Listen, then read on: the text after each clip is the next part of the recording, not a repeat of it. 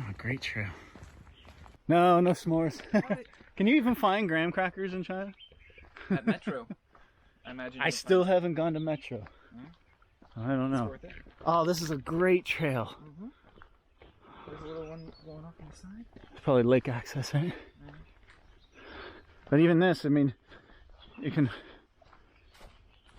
I'm always looking for trails where I can just go trail running at a slightly, level through the woods.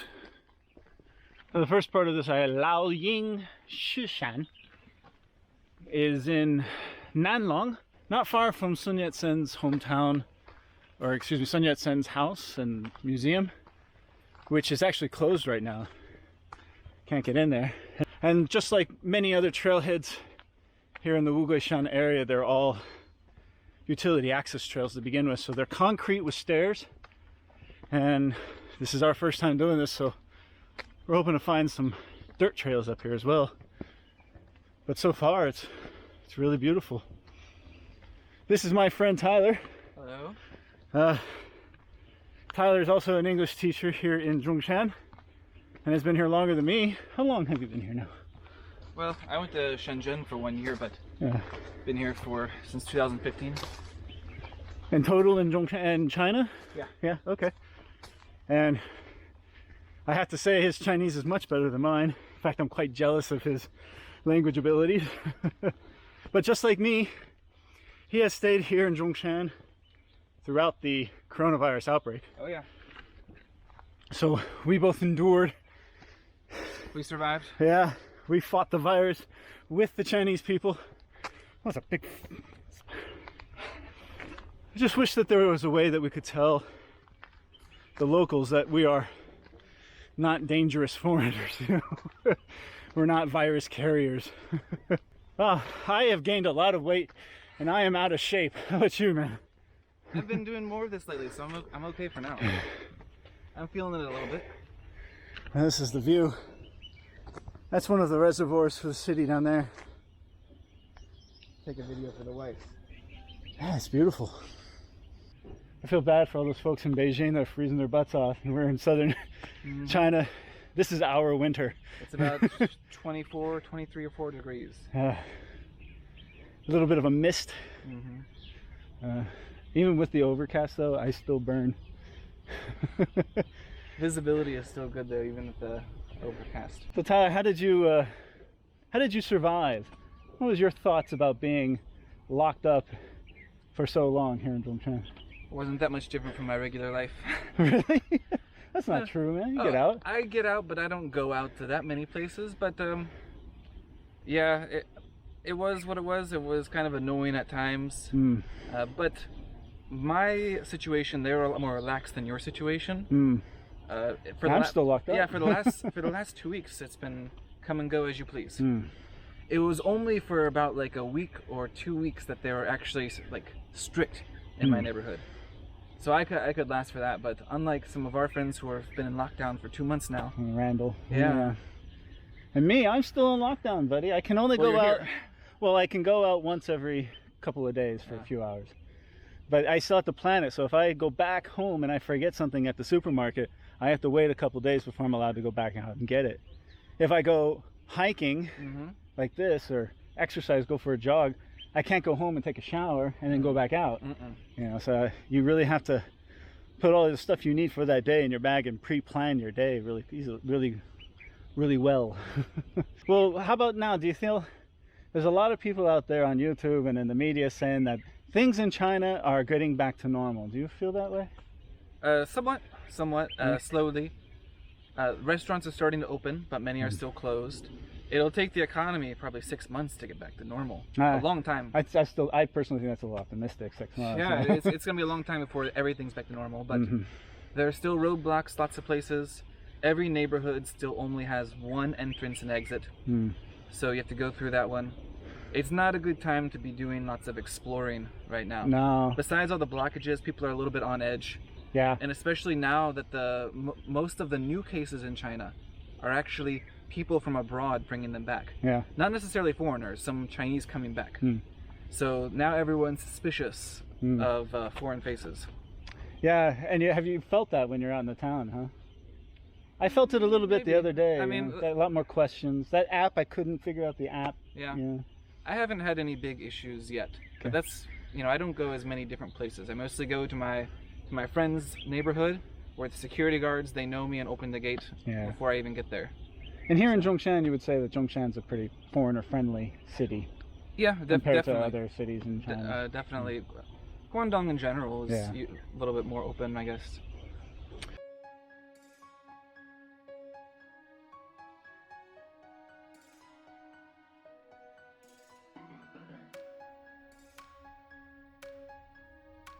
There's a bunch of like family, Sun Yat-sen's family tombs. But there's tombs all over these hills, man. That's a tomb, huh? If you look out, here, what's the name of this town again? This development you were calling? If that's the development I'm thinking of, it's Cuihong. Cuihong, okay. But I think maybe the farther buildings over there to the left. All the way at the end. Yeah, those might be Cuihong. Okay, and then that's the bay, and then if you keep going, you'll hit Shenzhen. Yeah. Well, you can see pretty cool. The trail is turned to dirt. It's a real trail on the ridge. And I've noticed also on this trail, much less, if any, litter. Yeah. I don't see any plastic water bottles. Well, there's one there. Paul, next time you come, I have some trash pickers. Oh, great idea. And just, you have to bend down, pick it up, put it in the bag. Yeah, they would show a great example. Yeah. I think people would appreciate us doing that. Yeah. Uh-oh. Which one? You gonna go up or you gonna Eeny, meeny, miny, mo. Well, the number one rule at the beginning of your hike is you go up. So you can go down later? Yep. Okay. This doesn't look like a utility pad. It looks more like a observation pad. Maybe put like a little dirt road there. Water break. Okay, so continuing along this trail, we went up to the peak, but now we are headed along a side of a ridge. So you've been in this market longer than I have. Yeah. I'm curious what you see the future of, or the immediate future of the ESL community, both in training centers and public schools. So I know you've worked at both. Yes. What do you see? What's your impression for the next 6 months to a year about the coronavirus and what's happened to the economy? How's that going to affect ESL here? Well, the one thing is that people are going to be reluctant to spend money on unnecessary, like non-essentials, which training center English is usually considered a non-essential. On the other side, so many foreigners have fled China because of this, that if you are still here, or if you're coming here, you may be able to negotiate a little bit better salary or conditions or hours or something like that, because of the supply and demand situation has gone so far in favor of the suppliers. See, I think that the supply has definitely dwindled on the supply side, but what makes this unique is the demand side is still unknown. That's what I was saying. People may be like, do I really need to spend money on an ESL course right now? Yeah, and not to mention the way confidence and consumer confidence is still real low. Yeah. And those who still have a paycheck aren't spending their money on new Nike shoes or new computers. They're hoarding it because there is so much of an unknown for the future. So do you think that this is a good thing or a bad thing for the ESL community here? Probably bad overall. Yeah. Attitudes and maybe suspicion of foreigners would be on the rise a little bit. Yeah.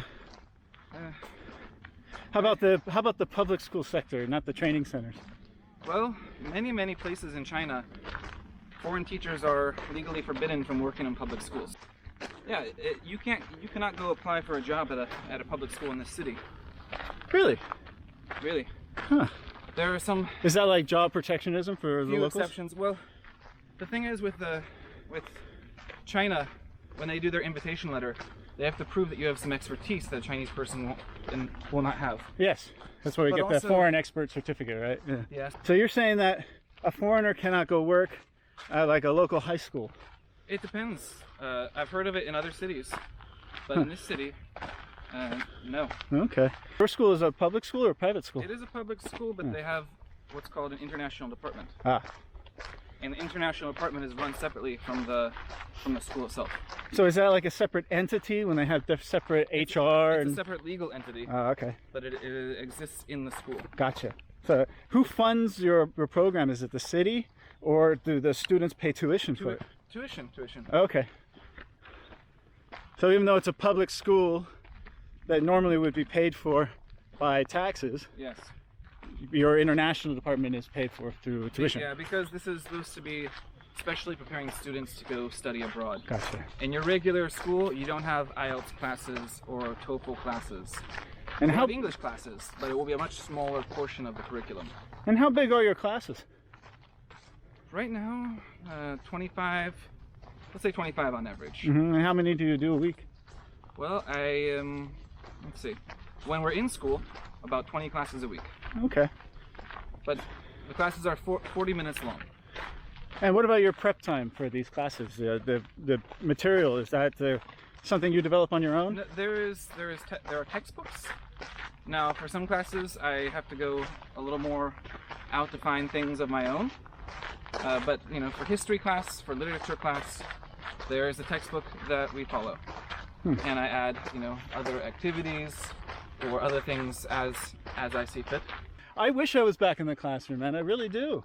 I miss it. I've been out of the classroom for 2 months now, and you know, when you don't use your skills regularly, it's going to take a while for me to get back into the groove. Yeah, use it or lose it. What are your impressions between working in the public school arena and the training center? The pros and cons of both. What do you think? Because I have different viewpoint. We've talked about this. Well, it really depends on how much you want to avoid children. Well, if you want to work with adults, then you need to be in a university or in the very few adult training centers that still exist. Yeah. A lot of the adult training centers well, Webb was one that was originally an adult training center, and then they were branching off into children, and then they went out of business. Yeah, they were sold off in pieces. Wow. Wow, yeah. It's too bad the power lines kind of ruin the view a little. But that's par for the course around here. Well, there's 3 million people in this area, so gotta get their power somehow. But on that topic of differences, if you like sleeping in, training centers are good. If you want to have a lot of free time during weekdays, training centers may be good. Yeah. If you like a steady 9-to-5 kind of schedule, then school is much better. Not to mention the summers off and the long holidays. Yes. Training centers, no summers off. Yeah. And you'll be working in a winter camp, or if it's a kids training center, you'll be working in a winter or summer camp. If it's a adult training center, you just have regular classes. Yeah. And it's fair to say that although your aggregate pay at a public school is less, your per hour pay is higher than a training center. Probably, yeah. Well, because you know, public schools, they're not trying to like get every dollar they can or every RMB they can. You know, they're not as profit oriented. Yeah. A little technical spot right here. Yeah. Looks like a landslide. Yeah, the training centers, they're trying to get every cent they can. Well, it's a for-profit business, exactly. And I think a lot of teachers that do come and, you know, very idealistic and come from a public teaching background, they come to a training center and they forget that it's a for-profit endeavor, and they kind of get lost in that. The number one rule in any business is show me the money, right? Yeah, if you want to do that, you should, or if you don't want to do that, you should try to look in like the Peace Corps. Of course, the same as in American schools, there's a lot of emphasis on testing that teachers don't like.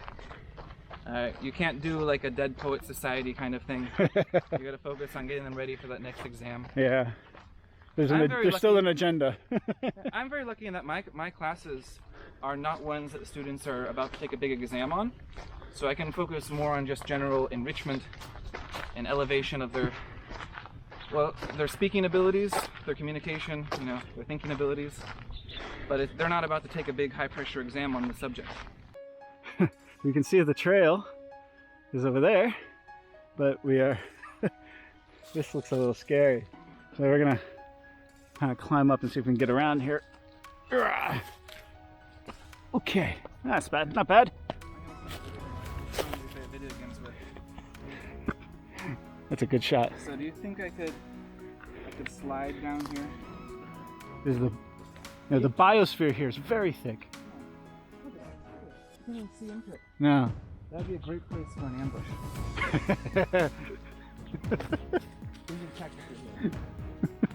Play too many video games. There's water. Why did you come to China? I came to China to learn Chinese. Okay, so you had an interest in the language to begin with. Yeah, I decided that, you know, for good or bad, whether the relationship is good or bad, the biggest problems in the 21st century, the US and China are going to have to cooperate to solve them, like climate change. There's no way we can solve it without the US and China cooperating.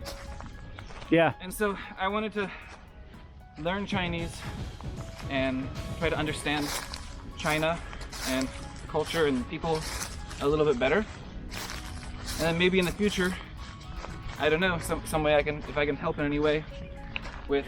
You could be part of that bridge of understanding. Somehow. Yeah. Although you've traveled and you've experienced a lot more of China than I have. You think so? I have not traveled very much.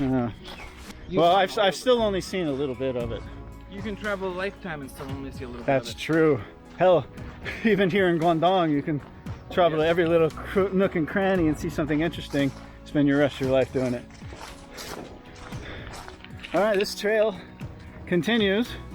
What a gorgeous dirt trail. As you guys know, this is my favorite kind of trail. And they're very difficult to find here in Zhongshan. In China, because most of the trails are concrete.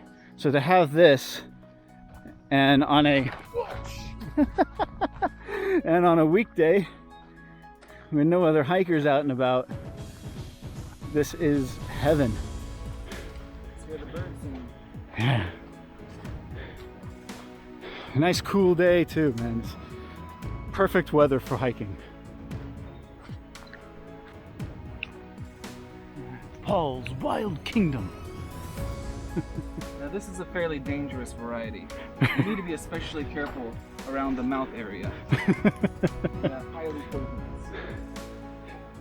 This is the eastern part of Zhongshan, and beyond there is the Pearl River Delta, and on the other side of that bay is the city of Shenzhen. So this is the city limits of Zhongshan. Perfect for a place where it's obvious they let people come and they don't mind so much, but it's not like an official park where you're gonna have hundreds of grannies and babies. In fact, there's a sign at the entrance that says that this is that has the name, and it's an actual like forest park. You know, but it's just not as developed as some of the other forest parks. Good hike. All right.